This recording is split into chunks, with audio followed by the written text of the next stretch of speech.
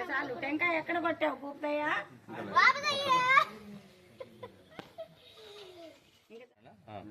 దూరంగా పెట్టు ఒక్కొక్క దానికి నోటి దగ్గర పెట్టిపోయావు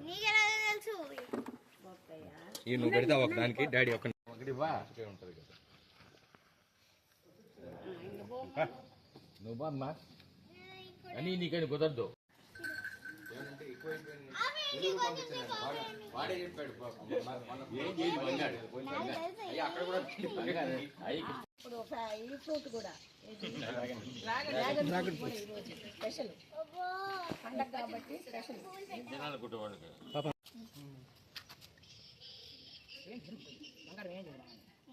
ఏం కాదు నాన్న అమ్మమ్మ ఏం చేస్తారు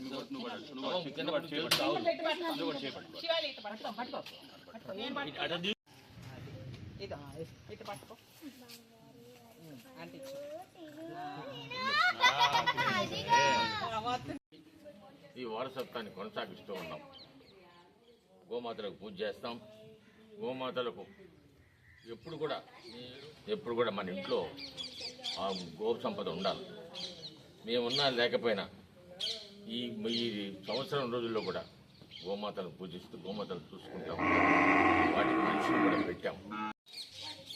గోమాతలు పూజ చేయడం కనుమ పండుగ రోజు మొదటి నుంచి కూడా నా కుటుంబం అందరికీ కూడా కనుమ పండుగ అంటే ప్రత్యేకమైన శ్రద్ధ ఉంది. అదేవిధంగా సంతోషంగా ఉంది. మా కుటుంబంతో మళ్ళీ కూడా గోమాతను పూజించుకుంటా ఉన్నాం.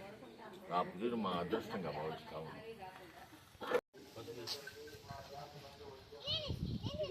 దాని ఏమన్నా అంటే ఏం చెప్పింది నీ మనవరాలు మాటలైతే బంగారు అయితే మాటలు అర్థమవుతాయంట. అక్కడ ఆవులకైతే మనం బాగా రండి రాకపోతే